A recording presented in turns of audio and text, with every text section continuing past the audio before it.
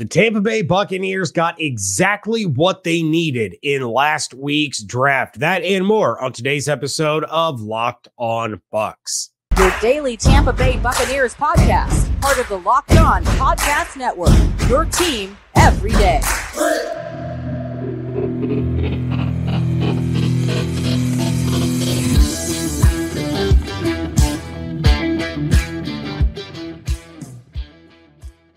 What's up, and welcome to the Locked On Bucs podcast, part of the Locked On Podcast Network, your team every day. We are your daily podcast covering the Tampa Bay Buccaneers, so please subscribe or follow for free on YouTube or wherever you listen to podcasts. You always get the latest episodes when they drop. I am James Yarcho, deputy editor of SB Nation's BucsNation.com, joined by my bearded friend, Mr. Evan Klosky of 10 Tampa Bay. You can check out his work on 10 Tampa Bay and at 10tampabay.com. And of course, follow everything on Twitter at Locked On Bucs, at JYarcho_Bucs, and at eKlosky WTSP. The offensive line battle is going to be highly debated, highly discussed over the coming months until we get a clearer picture of what's happening there. But Evan has some thoughts that he would like to weigh in on in those battles. But first, Evan, this is your first chance to talk about the draft class. For those that follow you on Twitter, and they should, they saw a snippet. They saw a snippet of our episode last week when you happened to just very casually bring up the name Yaya Diaby. We're going to get to that in just a little bit. But let's get your reaction to this Buccaneers draft class. And we're going to start, of course, with night one and pick number 19, where the Buccaneers selected Pitt defensive lineman Calijah Kancey. Yeah. Well, first off, my prediction was Cody Mauk. I'll give it to Pewter Report. That was all over Yaya Diaby. But for me, you can go back to that tape, and I forget exactly what episode or where I said it, but I've been harping on the fact forever that this team needs more speed on the interior rush. And that goes back to last year when Bruce Arians was saying it at the Combine. And that was just reiterated this year once again. And they finally got a dude on the inside who can help Vita Vea out a little bit. So for me, I know that I did a mock draft with in Jacksonville. They had one person represent each team, and my pick was going to be Calijah Kancey, and he was taken at 18, which screwed me over. But I thought that for me, that fulfilled the biggest need, and also people like Calijah Kancey or prospects like him do not come around very often. So, you know, I understand people want to make the comparison to Aaron Donald. He doesn't have to be Aaron Donald. It'd be great if he could be, but having Vita Vea next to him is going to naturally help him out a ton. And all he has to do is provide a push and some speed to really force the quarterback in one of two ways, which should help the edge rushers, which have struggled the past couple of seasons. So for me, Kancey, I love it. He's not a perfect prospect. Overall, I didn't think there were many top tier talent in this draft. I didn't think it was great, but I think that he could be one of the more impactful from that first round. Yeah, no doubt. I know a lot of Bucs fans are. At first, they were confused, and the more they've started to learn about Kancey, the more excited they've gotten. But let's talk about rounds 2 and 3, night number 2, with the selection of offensive lineman Cody Mauch, and then, of course, the edge rusher Yaya Diaby out of Louisville. Yeah. First off, I started my career in Fargo. I love me some Bison, okay? So Cody Mauch, if you watch the tape, which I didn't learn this until after the fact, of course, because I only saw little snippets previewing it, but he was a guy that I personally loved.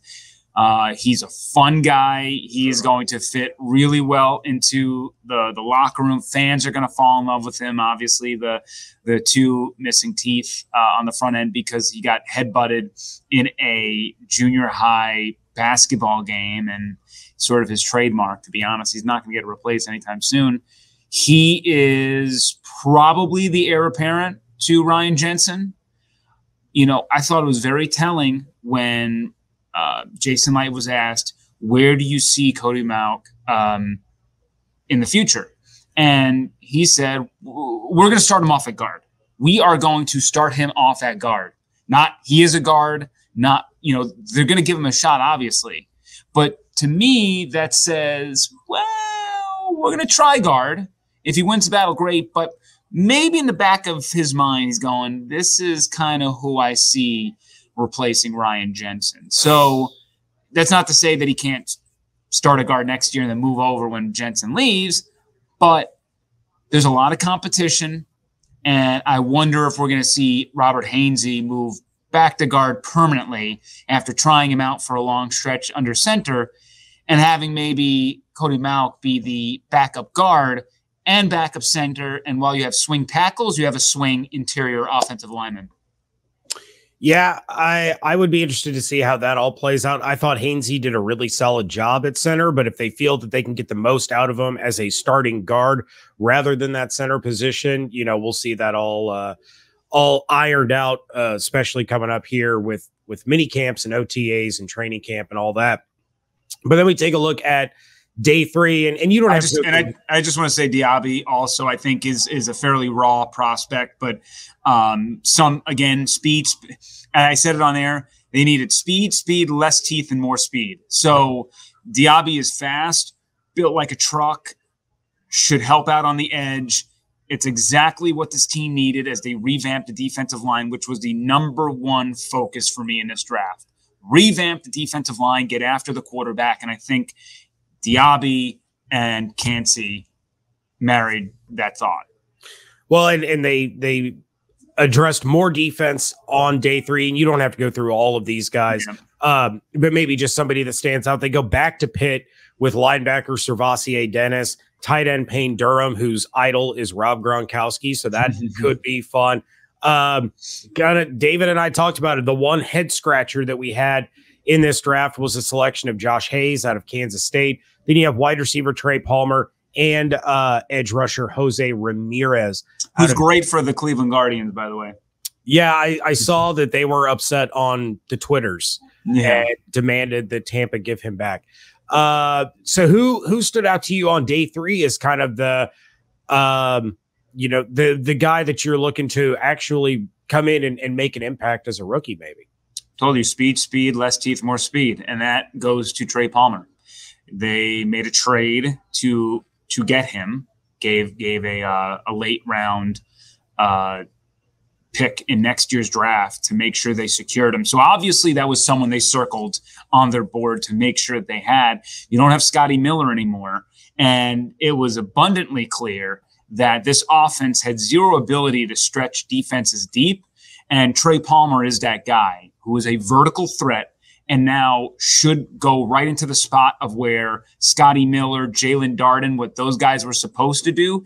Now they said, screw the tiny fast guy. We're going to go kind of a little bigger and fast guy to get vertical, maybe not so much of this little inside receiver sort of stuff, but present a different look with how we want that speed receiver to be. So now Dave Canales has a speed weapon on top of the veterans in Chris Godwin and Mike Evans and Russell Gage, who also is fast in his own right. But I would say he's more of an elite route runner, which helps his game more. Trey Palmer, not known as an elite route runner. I would argue that's probably something he needs to get better with, but you can't teach speed. He's got that. And so for me, when talking about who I'm most excited about, I think it's him.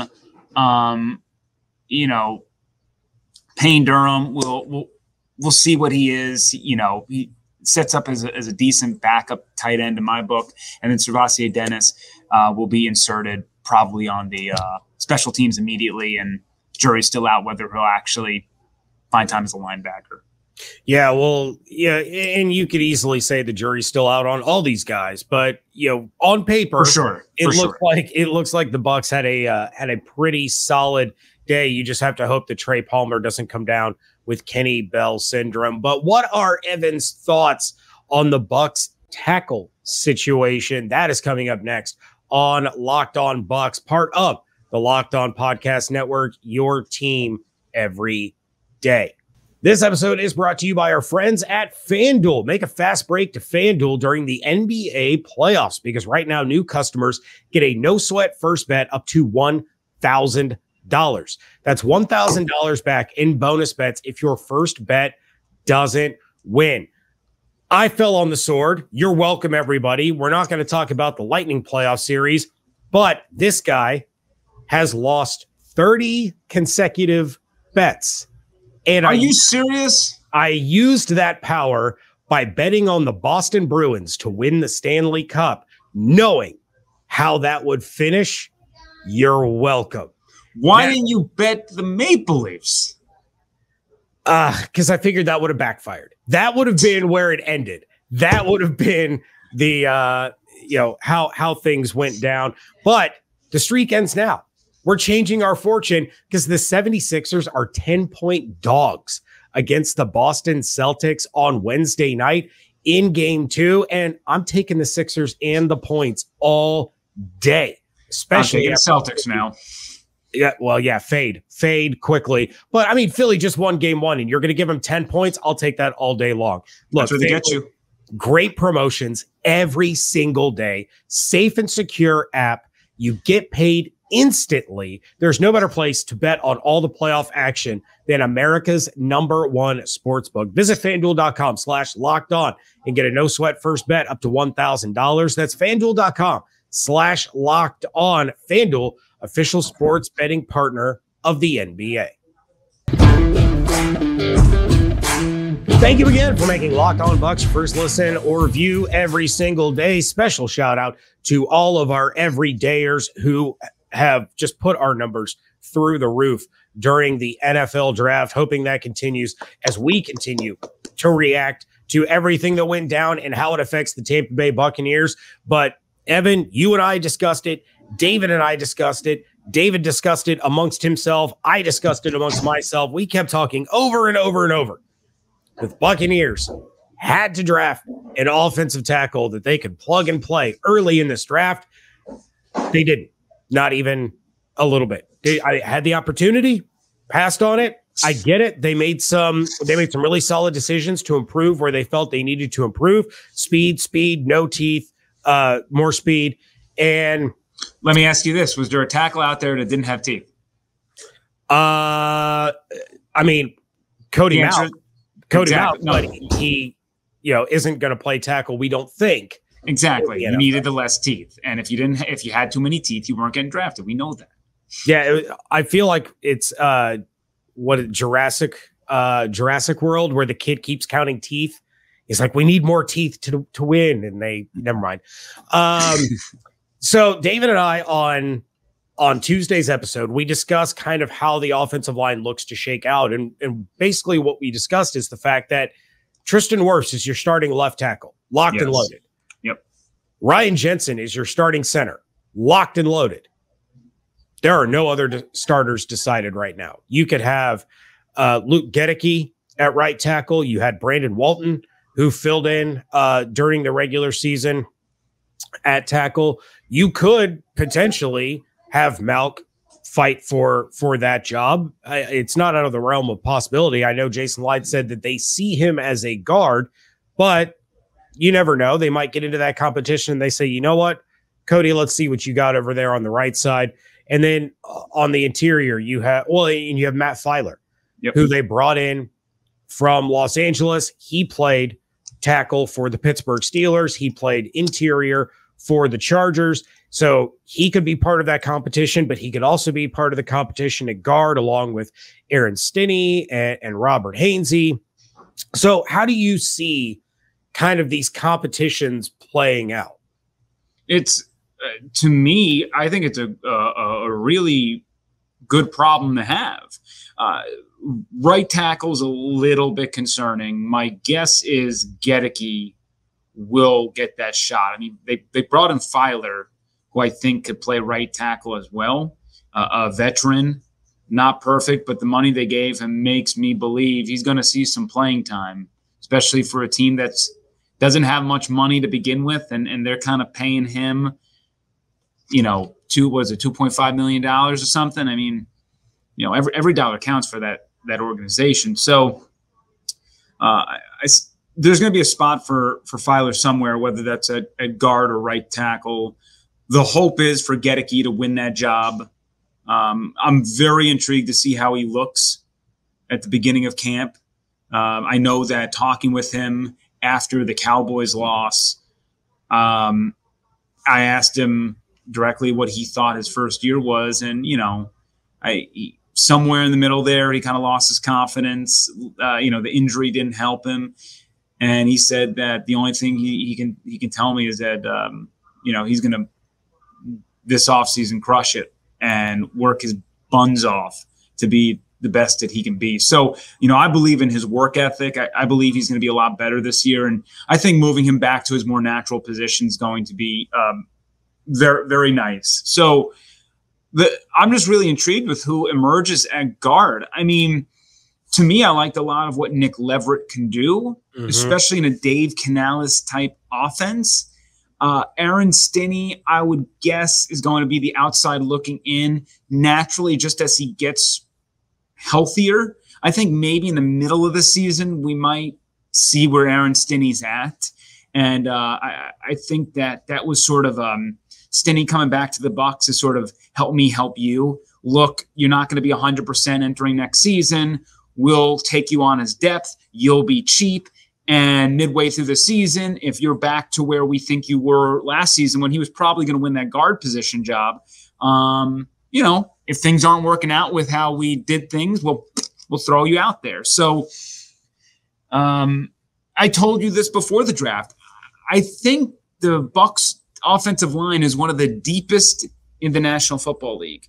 Is it one of the best? I'm not saying that. It's just I don't think there's really a way to prognosticate how this is going to go until you throw the bodies into training camp and you see who emerges. So that's why for me, between Filer, Hainsey, Leverett, Mauch, Stinney as that 5, assuming that Gedeke is going to be permanently trying out for the right tackle position.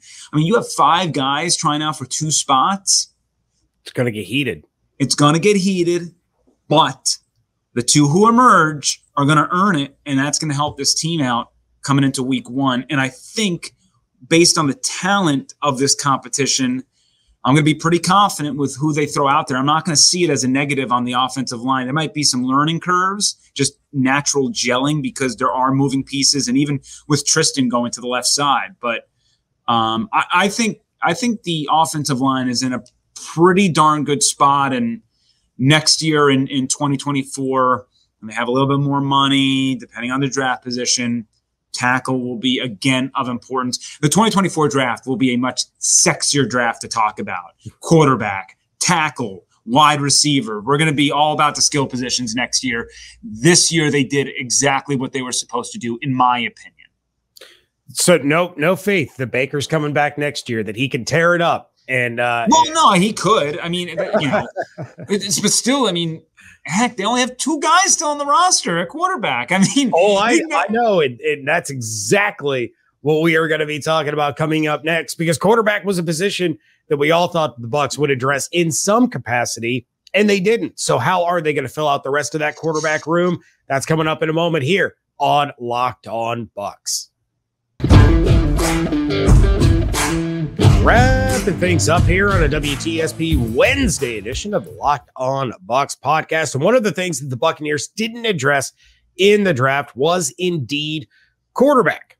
So they're bringing in a few undrafted free agents as camp arms. I don't know if you can view Southeastern's Kalen Wiggins or Incarnate Word's Lindsey Scott as anything other than camp arms, but it's not out of the realm of possibility that one of them emerges and makes the team, but it is highly, highly, highly doubtful.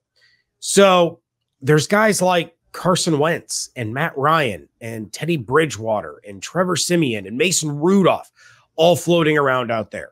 Ryan Griffin is still floating around out there. What do you see the Buccaneers doing to fill out the rest of that quarterback room? It's not going to be with like a Carson Wentz or Matt Ryan. It's not going to happen. Matt Ryan's not going to come back to be a third stringer. You're not looking for anybody to really. That was my whole thing leading up to the draft, right? I said it on here vehemently. I do not believe you go quarterback and you throw a third name into the mix. You have to see what you have in Baker and Kyle. It's their show to run, make it a two-man race, fill out the roster. So, like what? Is Brett Rippon still out on the market? Someone like that, Brett Rippon, a guy who's had starts at the NFL level, including last year. You can bring him in. To me, it would be a desirable spot for the Spokane legend. Covered him in high school, actually. And, look, with Baker and Kyle in tow, it's not like the Buccaneers are screaming, we're set at quarterback. Right. So I think that you can probably bring in a guy like – and to me, grabbing anyone with starting experience in the NFL for that number 3 job, good enough for me.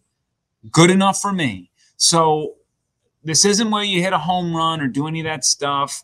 Again, like for Teddy Bridgewater, does it make sense to sign with the Buccaneers, or should he just lay low, see if an injury pops up for a team, jump into their camp midseason, or during actually training camp if someone goes down? So sometimes it's better to like wait, be patient, see what happens. But for a guy like Rippon, I think John Wolford, right? Is he back with the Rams? I don't think so. Sure. Yeah, so, those are the types of names that I expect. Not the guys they're bringing into camp. Maybe they find a guy that they like in camp and throw him there as the 4th guy. But to me, why not just bring Griff back? Just bring Griff back to be the 4th quarterback and hang out. I mean, like, he's a great mind. I think he's good to have in a locker room. He's been around almost longer than anybody here in Tampa Bay, which is funny. So why not? Grab one of those kind of veteran type QBs who has played in NFL games as your number 3, and then give me Griff as 4. And I'm set. I'm set for this year. Let's figure out 2024 after we decompress from whatever's about to come. Yeah, I definitely think like a Ripien or even a Mason Rudolph are far, far more likely than a Carson Wentz, a Matt Ryan, a Teddy Rudolph, another guy with experience as plays exactly. The game. Yeah. So and I do think Ryan Griffin obviously makes a lot of sense. Ryan Griffin is living the dream. The dude has been in the NFL for 18 years and just continues to make money without having to worry about CTE ever at any point in his life ever, because he's never set foot on a football field and he never gets hit. So yeah, definitely some options there. I know this is thinking a little outside the box. All right, this is thinking a lot outside the box, but we just had a very intriguing, interesting, entertaining XFL season. Could one of these XFL quarterbacks now emerge as a guy that's going to come over to the NFL? Maybe not with the Buccaneers, but I think it's worth discussing. I think it's worth thinking about if you're an NFL franchise, especially a team like the Buccaneers that needs to bring in a quarterback. As you mentioned, somebody with starting experience. And, when The Rock and his ex-wife, Danny Garcia, bought the XFL, their idea, their dream, their vision was to turn the XFL almost into like a minor league pipeline for some of these NFL teams. Why not take a look at some of these guys that just finished up what I would say is easily the most successful XFL season that they've ever had, and maybe bring in one of those guys? If nothing else, give them a shot at training camp. You have these extra roster spots. Maybe you don't sign Griff until a couple weeks in, and you let one of these guys have a shot that just finished playing football and might be able to bring something of value. I don't disagree. I mean, you want to call up AJ McCarron? Sure. I mean, all those guys, that's the whole point.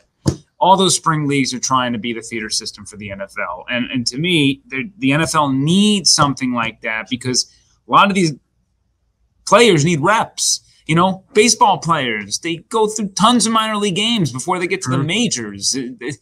There's nothing like that in football, even in hockey. Unless you're a top pick, you're going through whatever league you play overseas or the ECHL, the AHL. Like, everyone has these reps and these steps. And football, it's like you're drafted. Doesn't matter if you're a first rounder or a seventh rounder. You make the roster, boom, let's go. You're playing against the best of the best. Figure it out. And if you don't figure it out in like 6 weeks, we're cutting your ass. So it's like that's sort of the nature of the business, which stinks.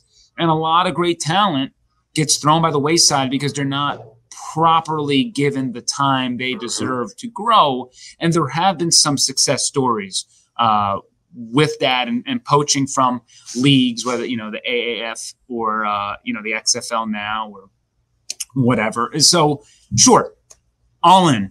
Let's ride. As I said, Tampa Bay will be a desirable landing spot for a number 3 quarterback because the Bucs are a shaky system right now. I'm not saying anything against Baker. I'm not saying anything against Trask. It's just nothing's definitive. We do not know. The coaches do not know. Jason Light does not know. All they know is that they're going to give him an opportunity, give him the chance, and those are the first 2 who are going to have the shot. But let's say they stink. Maybe number 3 is the one that comes in week 13 and gets that chance. So you just never know.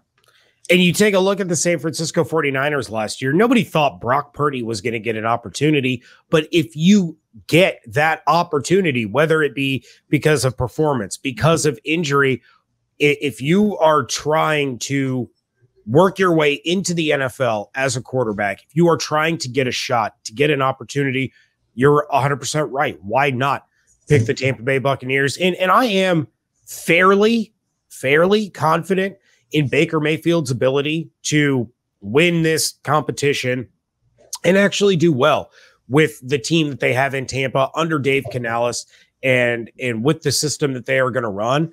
But it's the NFL. Like, how many times a week do we see things that we never thought that we would see? And Brock Purdy is a perfect example of that. Nobody would have thought that Mr. Irrelevant as a rookie would come in and be undefeated in the regular season and lead this huge march to the playoffs. And who knows what happens if he doesn't get hurt against the Philadelphia Eagles. Eagles probably still win, but I'll bet it's a whole heck of a lot more entertaining. Yeah, that's the song and dance of roster manipulation and construction. So there's listening to Jason Light a bunch of times now. He's said it multiple times. Look, he's not setting a depth chart in May or when he said in April or in February.